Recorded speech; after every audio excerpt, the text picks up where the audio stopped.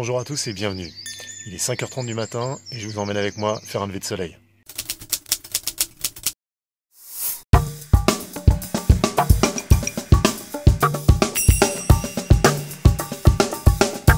On est à Cancale.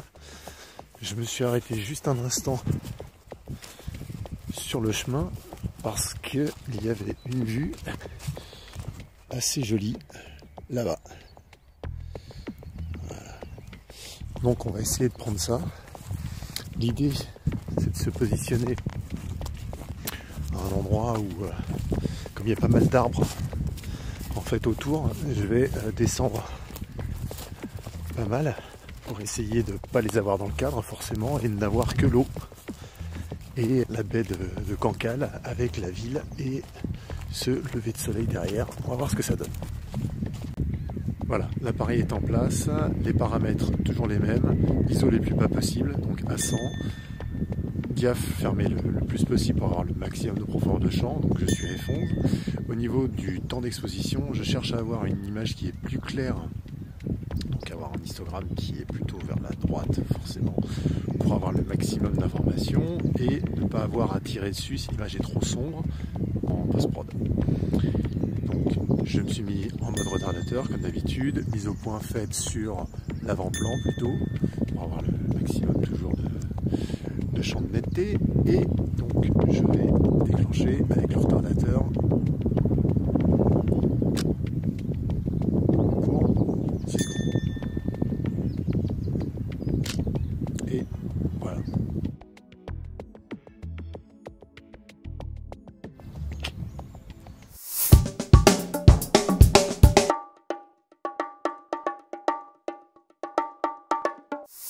Ça y est, on est arrivé sur site. Donc l'idée maintenant c'est de trouver un endroit pour avoir une compo intéressante avec un avant-plan, bien sûr, forcément l'arrière-plan avec le soleil qui normalement devrait être dans l'axe là-bas, là, logiquement, si tout se passe bien.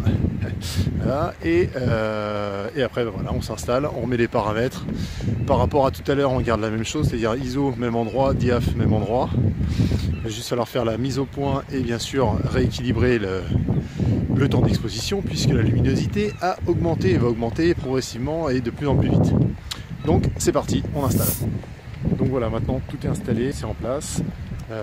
Au niveau du temps d'exposition, je suis à peu près autour de la seconde. Et pour la focale, je suis passé au 12-24 mm. J'ai gardé exactement toujours les mêmes paramètres, même principe. Ce matin, on va pas avoir de... A priori, si ça se lève pas et que ça reste comme ça, on va pas avoir de méga lever de soleil flamboyant. Par contre, c'est super joli ce qui se passe puisque comme il y a cette brume dont je vous parlais tout à l'heure, en fait, là, ça donne une sorte d'ambiance un peu éthérée comme ça, avec des nuages qui s'ouvrent, quand même de belles choses. Donc on va s'occuper de ça. Au niveau de l'exposition, on est passé au quart de seconde. Vous voyez que ça monte assez vite. Et on va profiter un peu de cette ambiance un petit peu jolie, mystérieuse, brumeuse du matin pour faire quelques shoots sympathiques quand même. Hein. Voilà, histoire qu'on ne soit pas venu pour rien.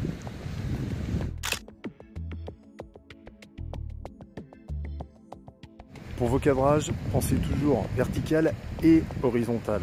Très important. Ne vous contentez pas de faire que de l'horizontal, vous le regretterez après.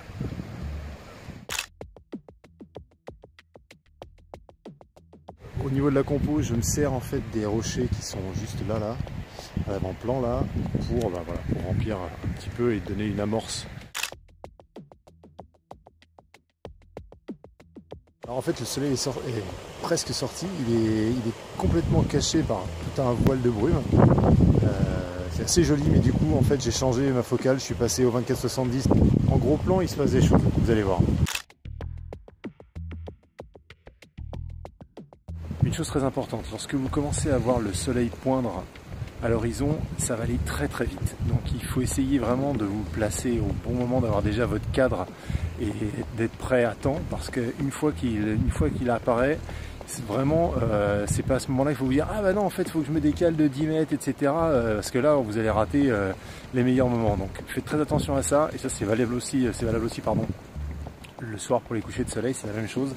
Il y a une transition, il y a un moment où ça s'accélère, on a l'impression que c'est la folie quoi. En temps réel, on se dit tiens mais ça y est il est tombé, il monte d'un coup, hop. Donc vous vous faites pas surprendre, comme ça vous éviterez les déconvenus. Alors surtout faites bien gaffe à votre histogramme, comme d'habitude, essayez de voir à ce qu'il soit bien calé plutôt vers la droite, donc vers les valeurs lumineuses, un maximum, puisque après en développement, on va effectivement assombrir pour que ça ressemble un peu plus à ce qu'on voit. C'est plus important de faire ça pour avoir le maximum d'informations dans votre fichier, plutôt que l'inverse, plutôt que d'avoir vraiment quelque chose qui est réaliste pile au moment de la prise de vue, c'est-à-dire qu'en fait il va être peut-être trop sombre parfois, et du coup après vous allez t'embêter en post-prod parce que lorsqu'il va falloir récupérer, c'est-à-dire augmenter l'exposition, etc., en fait vous allez vous apercevoir qu'il y a un certain manque d'informations, vous allez avoir une montée de bruit et ainsi de suite. Donc à éviter. Pour gérer votre histogramme, comme on ne touche pas aux ISO, attention, on ne touche pas non plus à la profondeur de champ, attention, du coup votre seul paramètre c'est la vitesse. Donc au fur et à mesure vous augmentez votre vitesse et comme ça vous êtes tranquille. Le reste vous ne touchez absolument pas. Autre chose, pensez à bouger un maximum. Variez les cadres, comme je vous ai dit, horizontal, vertical.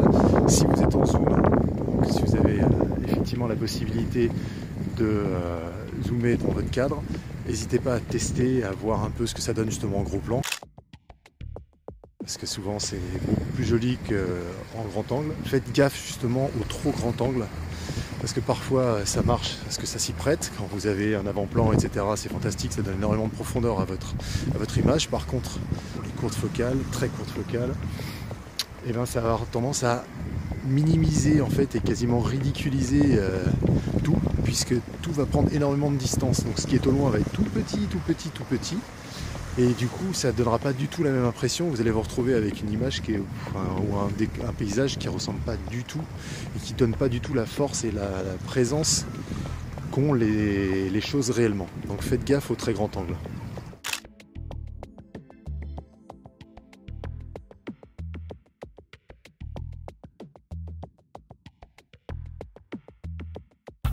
Voilà, ça conclut notre épisode sur les levées de soleil. J'espère que vous avez apprécié, que vous avez appris 2-3 choses au passage.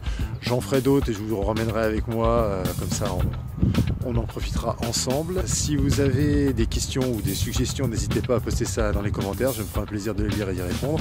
En attendant, faites plein de belles choses, merci à vous et à très bientôt. Ciao!